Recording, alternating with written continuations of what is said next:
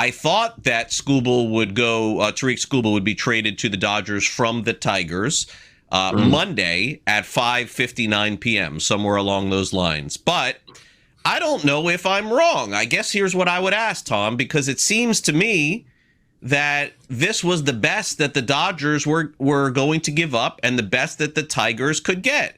They got 3 prospects back in return. Zahir Hope, Brady Smith, and River Ryan.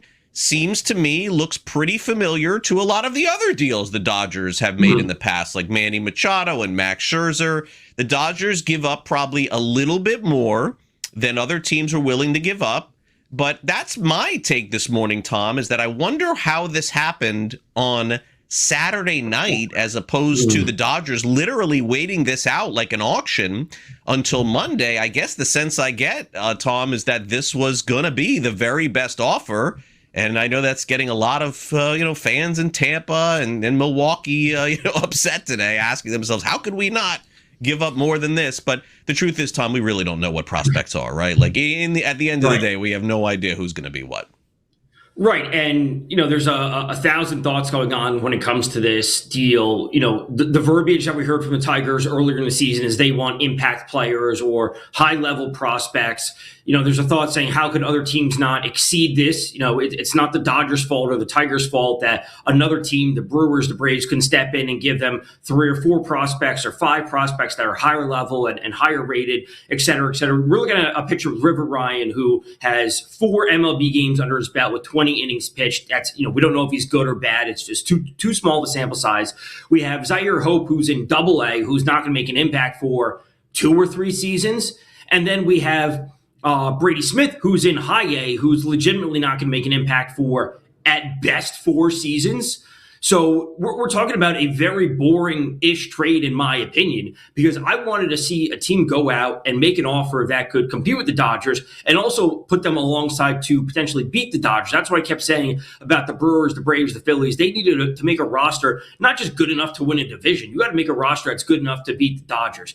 So Skubal goes to the Dodgers. Their rotation looks amazing. He's been amazing this year, even after the elbow surgery. He came back. He's looked great. Really hasn't missed a beat.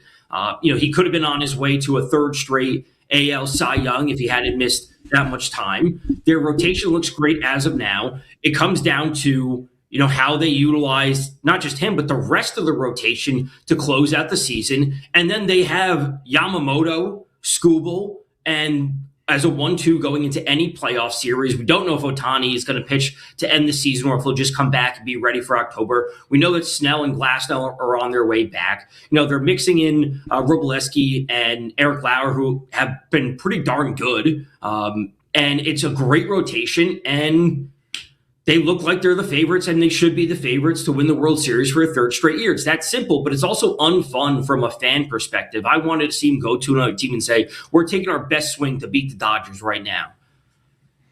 Yeah, look, I there's a lot of thoughts today, and I understand that, the CBA, the looming CBA is, part of this conversation. And, listen, are there some outlying, stuff with this conversation? Yeah, I mean, I think that's fair to say. But look, in the end, Skubal's only making a few $1 million for the rest of the season.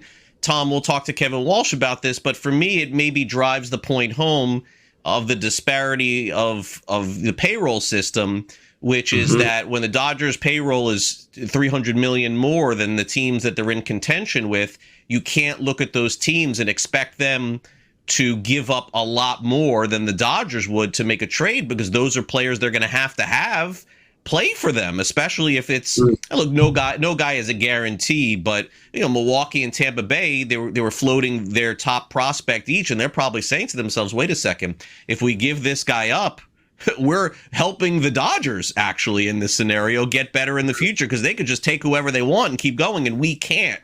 So, from that perspective, I understand it. Yeah, I'm with you a little bit. Like, I'm disappointed, obviously, that some other team is not going to go against it.